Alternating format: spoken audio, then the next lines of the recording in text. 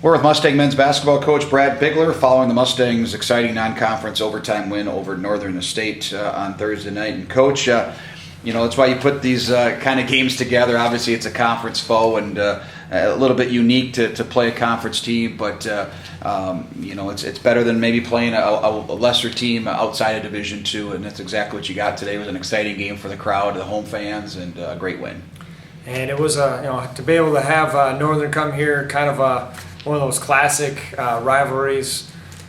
Just to be able to come out with a win was important. But throughout the game, I thought both teams honestly looked a little bit tired, and both teams had tough road trips coming back on a short week, short preparation, and thankful that we just had some depth tonight to be able to kind of run in, run out.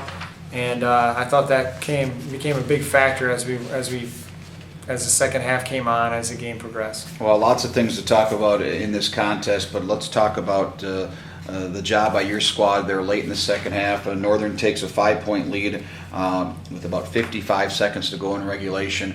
You come back, Ryan Brueggemann, a 3-point play, able to get a stop. You had a chance to tie it. We missed a field goal, but then, of course, they missed a couple of free throws. But just the effort by your guys not to give up, to keep the fight, and eventually pulled out to get it to overtime. And I thought that was probably one of the positives of the night, just that composure at the end of shot clocks, at the end of regulation, at the end of overtime. I thought certain guys stepped up and in those big moments. Ryan Brueggemann kind of is the one that stands out the most, but I thought a lot of other guys. I mean, Michael Lee, that block shot is probably the play of the game, and for a freshman to make a play like that at the end, that's always a lot of fun to see.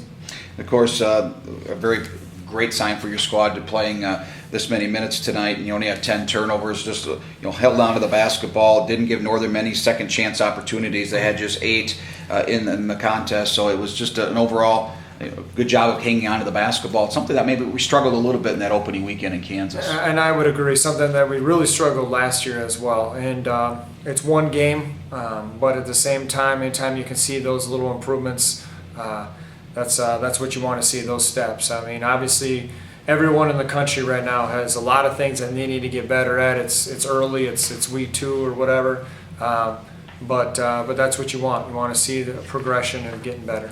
Of course, this will probably be the storyline throughout the season, but the depth that you have in this squad. You had 5 guys come off the bench. All of them scored at least 5 points or more. A couple of guys had 4 rebounds or more. I mean, that's exactly what you need out of your bench. And just 3 turnovers by those guys combined, and that's what you need. It's a team game, and that obviously helped going into overtime. And it did. And when you look at the minutes, I think guys like MJ and Josh and Carter, as we get going and the rotations get a little bit cleaned up, that's a little bit on me. I think those guys are going to play more of an impact as well.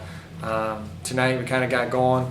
Carter got in a little bit of foul trouble, which took him off the floor a little bit. But all in all, that depth, as we know in the NSIC, when you're playing those Friday and Saturday night games, that becomes a big factor, especially if we want to play at a higher tempo like we do. All right, Coach, congrats on the win, and best of luck next week in Colorado.